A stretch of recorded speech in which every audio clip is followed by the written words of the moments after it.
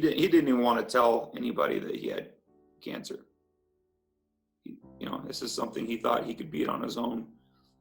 And it's not something that he can beat on his own. And we all have to be there and just support.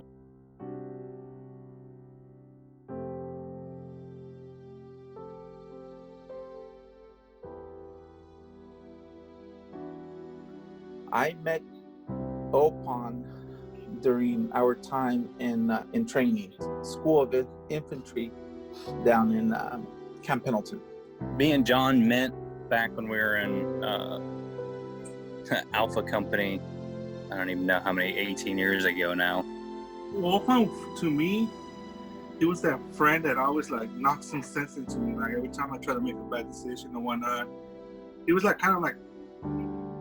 he was like my protector, I guess. I know Jon Opon from our time together in the Marines in 2004 and 2005 when we served in the same platoon. John was a light machine gunner and I was the platoon's commander.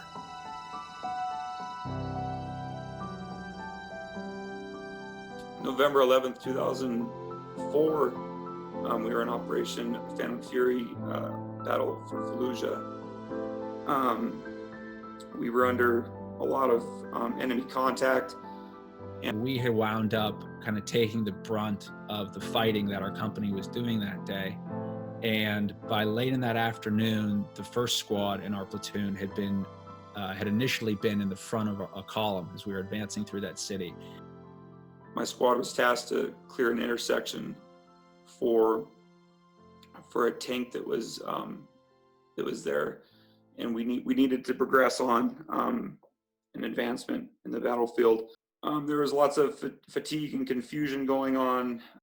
I grabbed Opon and the rest of my squad, and Opon and I led the way down this alleyway to clear it. Upon entering that alleyway, an RPG, a rocket-propelled grenade, flew past Opon and blew up right behind me. It wounded me pretty bad, and I was laying in the street, kind of dazed and confused. And the action that I speak of, just to his character, is he looked at me. I was trying to do a rapid assessment on myself to see how bad I was injured. And he looked at me, and Opon, with complete disregard for everything else, turned around the corner in the street and started throwing down suppressing fire so they could drag me out. And they had been chewed up so badly that we had to push the second squad forward, and we were still pushing through this alleyway. And we had wound up kind of taking the brunt of the fighting that our company was doing that day. It was when Lapa got hit. He just went out there and protected us. We're shooting off insurgents, and he ran out. He stood in the middle of the street and started firing his weapon. To be honest, he was one of them guys that was always there and was just, I probably wouldn't be where I'm at today without somebody like him being in my corner and just always having our back. And that's probably the best way to characterize him.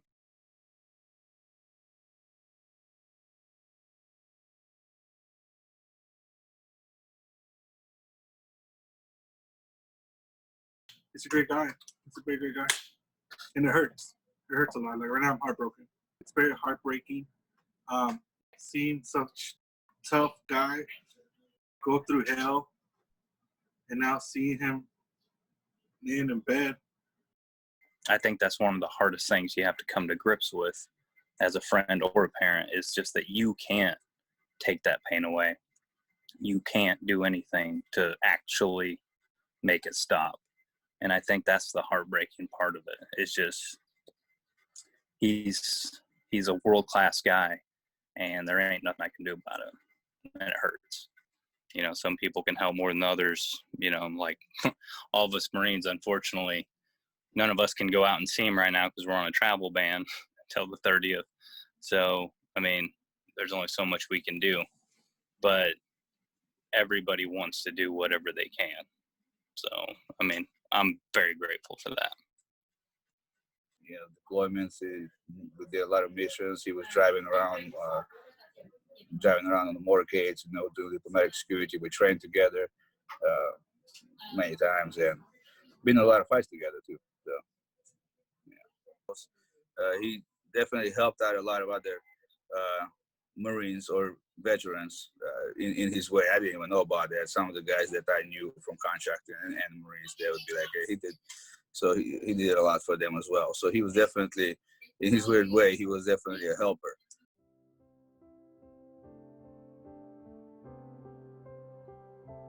I would just urge us all, especially in a time like this, just remember that we're all human. We all need help, and we can't lose the humanity side of us. And you may not know this individual, but know that what he's done and the sacrifice and the type of person that he is. So it is worth it, and it's going to a good cause.